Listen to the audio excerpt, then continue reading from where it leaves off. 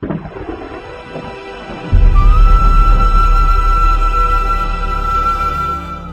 भी देश अपनी विरासत को सहेज कर ही आगे बढ़ सकता है। विकास भी और विरासत भी के मंत्र से आज का भारत विकास पथ पर तेज गति से अग्रसर है।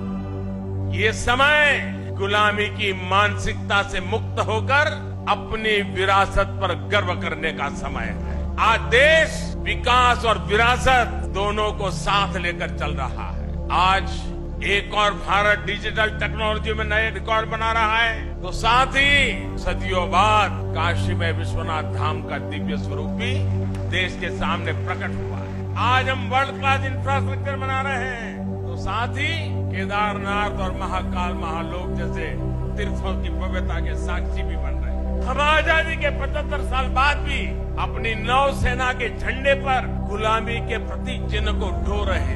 हम राजधानी दिल्ली में भारतीय संसद के बगल में अंग्रेजी परंपराओं पर चल रहे थे। हमने पूरे आत्मविश्वास के साथ इन्हें बदलने का काम किया है। आज भारत अपनी विरासत और परंपराओं से दुनिया के दृष्टिकोण को बदल रहा है। भारतीय विरासत को सहेजने और संवर्धन के लिए ये है मोदी की गारंटी।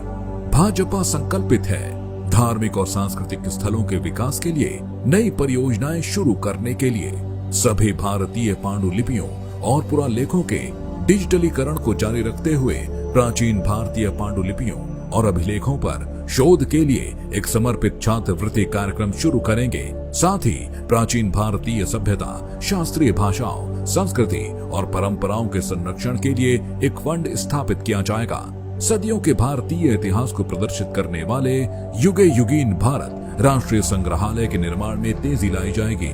प्राचीन भारतीय साहित्यिक रचनाओं के विदेशी भाषाओं में अनुवाद और रूपांतरण को प्रोत्साहन देंगे। ASI स्मारकों के जीर्णोद्धार और संरक्षण पर भी जोर दिया जाएगा। पर्यटन स्थलों के व्यापक विकास के लिए शुरू हुए स्वदेश दर्शन कार्यक्रम को मजबूती प्रदान करेंगे। सीमावर्ती गांव की जीवन शैली और संस्कृति का अनुभव कराने के लिए थीमेटिक सर्किट का विकास करेंगे।